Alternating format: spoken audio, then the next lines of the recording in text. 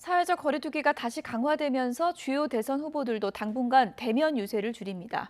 민주당의 이재명 후보와 국민의힘 윤석열 후보 모두 가족 리스크가 불거진 가운데 양측의 선대위는 상대에 대한 공세 수위를 높이고 있습니다. 취재기자 연결돼 있습니다. 김승환 기자.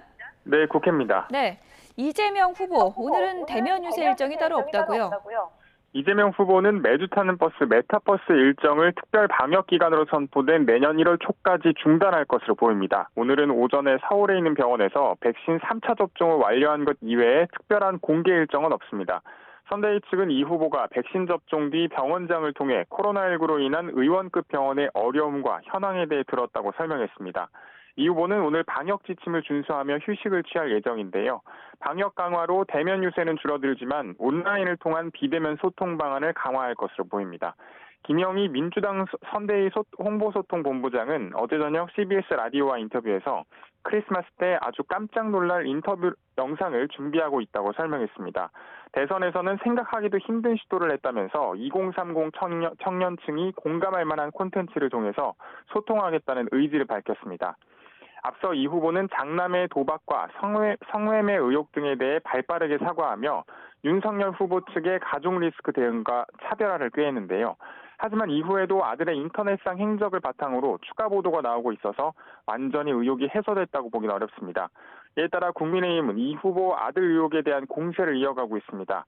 불법 도박을 시작한 2019년 이후 예금과 채무 변제까지 합쳐서 재산 규모가 8,800만 원 증가했다면서 장남에게 현금을 증여한 것인지 도박으로 거액을 번 것인지 등 자금 출처와 규모를 소상히 밝히라고 촉구했습니다.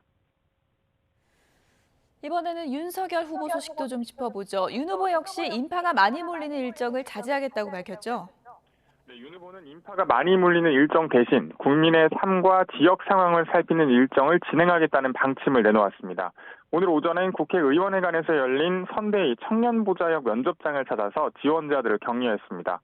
윤 후보는 차기 정부를 맡게 되면 청년이 주요 직책을 맡게 될 것이라고 강조했는데요. 디지털 플랫폼 정부를 구상하고 있는데 우리 세대 중 가장 디지털화된 청년들이 정부 운영에 적극 참여하지 않으면 정부의 디지털 전환이 어렵다고 생각한다며 그 이유를 밝혔습니다. 앞서 윤 후보는 부인의 허위 이력 의혹과 관련해서 어제 예고되지 않았던 깜짝 사과를 하면서 리스크 수습에 안간힘을 쓰는 모습입니다. 오늘 취재진과 만난 자리에서 어제 사과 이후 논란이 빚어진다는 지적과 관련한 질문에 더 이상 언급하지 않겠다고 말을 아꼈습니다. 직접 들어보시죠. 앞으로 나중에 무슨 상황이 생길지도 모르고 하여튼 제가 어제는 제 아내를 대신해서 국민들께 말씀을 드렸고 더는 제가 그 질문에 대해서는 코멘트하지 않겠습니다.